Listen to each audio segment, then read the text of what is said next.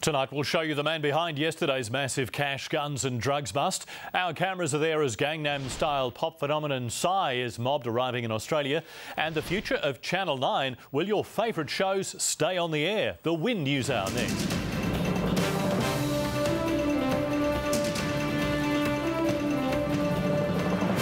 This is Win News. Tonight, a fight at Pinefest leaves a teen with a fractured skull. Concerns as more mining jobs go across Central Queensland. And a promising outlook for the region's mango growers. Good evening. A 17-year-old from Rockhampton remains in the Royal Brisbane Hospital with horrific head injuries after a fight in Yeppoon at the weekend. Jacob Newton suffered a fractured skull after he was king hit at Pinefest.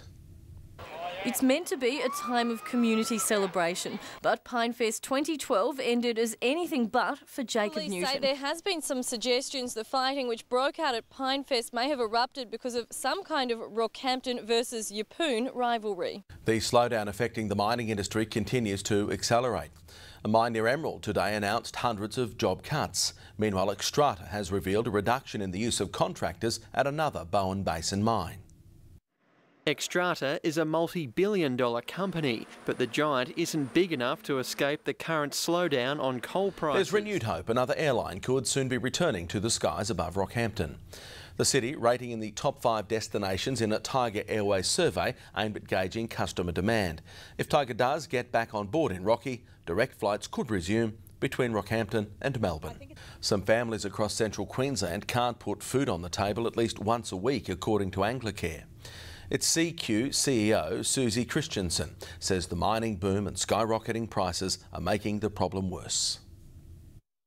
Booming Central Queensland, a region rich in resources, but even it comes at intervention programs. Alexandra Ristway, Win News. A thick plume of smoke was visible above Rockhampton this afternoon after a fire broke out at the Lakes Creek Road landfill just after 3 o'clock. A council water truck helped the fire service to extinguish the blaze, brought under control within half an hour. Queensland ambulance vehicles will soon be coordinated by the swipe of a finger on an iPad. New software to be rolled out across the state shows unit locations and even what's happening in the nearest emergency department. This is the nerve centre for ambulance communications. These men and women are emergency medical dispatchers, fielding hundreds of calls daily. They're the link between patients in need and ambulance units. Mr Dempsey says the new system will improve communication between the ambulance service and Queensland Health, but the Assistant Commissioner says it won't necessarily reduce ramping. A research team at CQ University is calling for residents across Central Queensland to report koala sightings. The initiative is part of ongoing studies into koala populations and behaviours in CQ. The researchers in need of detailed information on any and every koala sighting, regardless of whether the animal is dead or alive. Central Queensland growers are expecting a promising crop of mangoes now the fruit has begun to flower. Harvest won't start for a few months, but already there's plenty of positive signs. It's a sight Ian Groves has been waiting patiently to see. After 2 shocking years, the tropical fruit is now flowering in abundance. Growers say it's still too early to determine just how strong demand will be for the fruit when it comes to harvest. Prices unpredictable until they hit the market. Coming up on the news, a celebration of the region's cultural diversity and the driver awareness program with a difference.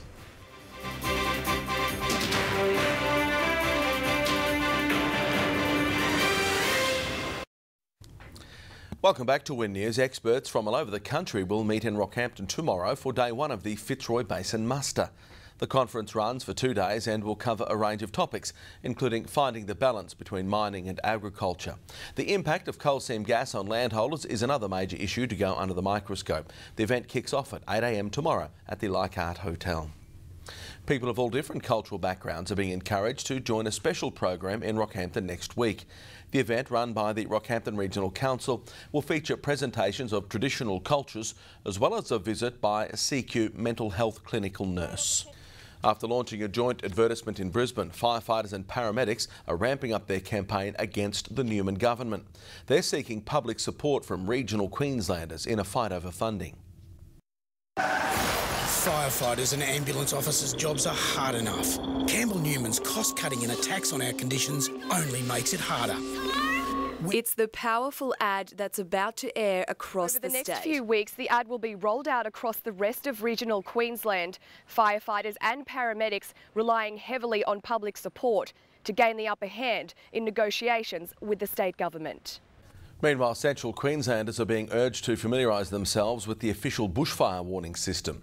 3 categories apply. Firstly, the advice level signifies a fire in the area with no current threat to property.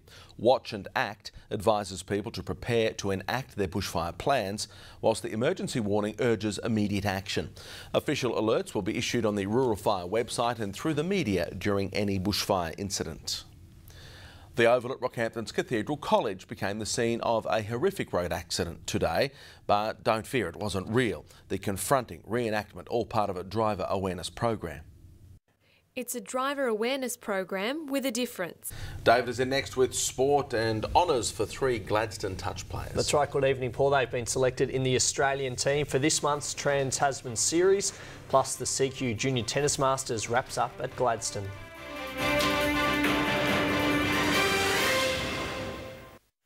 Welcome back. Tennis first, and the Central Queensland Junior Masters Series is over for another year. Rockhampton's Kennedy Tandramulia, one of many young players impressing by booking a place in the State Development Series. It's the event that brings Central Queensland's young talent together. The Junior Masters Series consists of 5 tournaments throughout the year. Matthew Russell, Win News. To touch football, and 3 Gladstone men will compete in the Trans-Tasman Test Series later this month. Zach Smith, Jay Cotter and Gavin Marsh all pulling on the green and gold for the first time. After training with the Australian team last week in Brisbane, the trio now preparing to travel to Tweed Heads for the event on October 27. Calliope's Sandra Bickley also selected for the Open 27's Australian team, taking on the Kiwis. Central Queensland's Zoe Jaworski has claimed a prize at the Australian National Bodybuilding Figure Championships. What's more remarkable, her success came in her first year of competition. Zoe Jaworski has been in weights training for the past 8 years. This year she finally put all her hard work to the test and started competing. Trent Simpson, Win News. There you have it. That's the Night in Sport, Paul. Beauty, David. Do stay with us. Hannah McEwan has the very latest weather right after the break.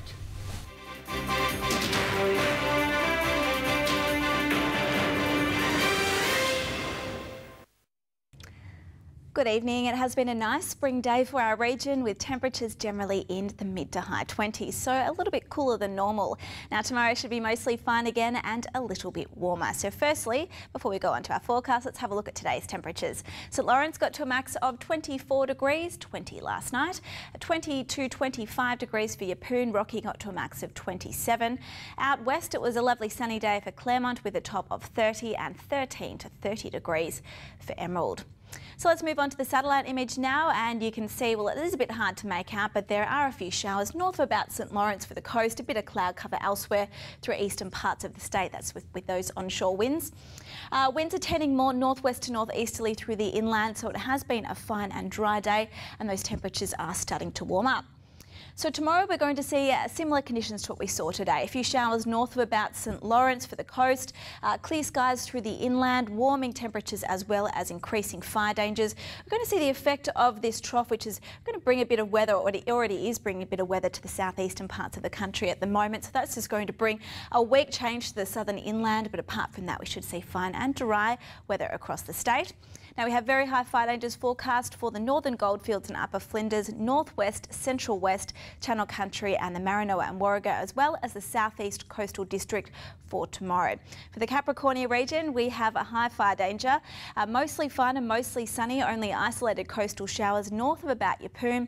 Will be a cool morning inland, and we should see light to moderate southeast to northeasterly winds, a little fresh at times during the day near the coast.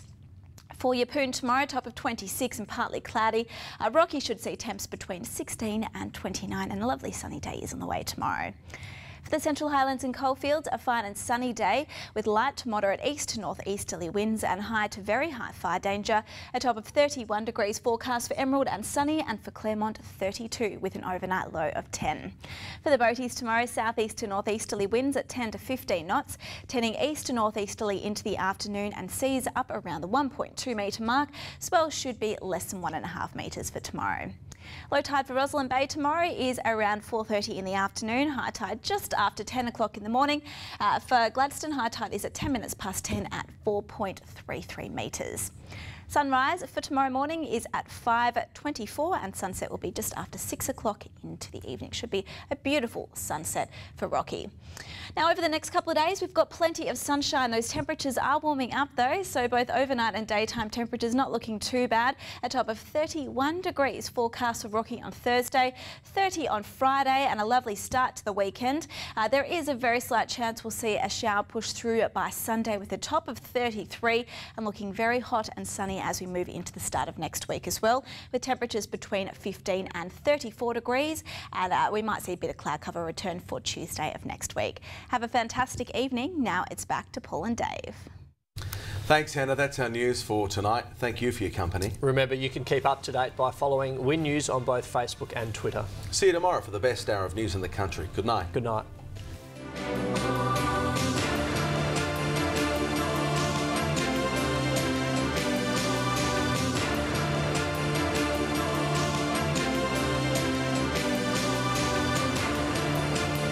This has been a Win News presentation from Win Television, Australia's largest commercial television network.